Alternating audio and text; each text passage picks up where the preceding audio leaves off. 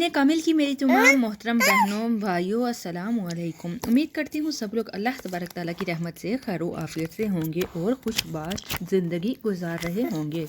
आज की वीडियो का मौजू है बच्चा माँ का दूध ना पीता हो तो क्या करना चाहिए। बाज़ औक़ात ऐसा होता है कि ख़वातीन परेशान हो जाती हैं कि बच्चा फ़ीड नहीं करता या बस फीडर पर लगा हुआ है या उन्हें फार्मूला मिल्क देना पड़ता है, तो परेशानी की बात होती है कि बच्चा माँ का दूध नहीं पीता। जैसे कि पता है माँ के दूध में कितनी ताकत होती है, तो बच्चे को लाजमी देना भी चाहिए।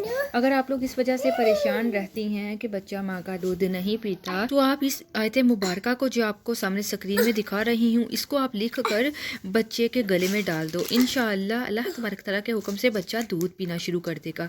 इसके साथ साथ आप इस आयत मुबारक को कोरे बर्तन पर लिख कर बच्चे को पानी, उस वो लिखा हुआ जो कोरे बर्तन पे आपने आयत मुबारक लिखी है उसमें पानी डालकर वो पानी बच्चे को पिलाएं। नहायत फ़ायदेमंद साबित होता है और बच्चा माँ का दूध पीना शुरू कर देता है।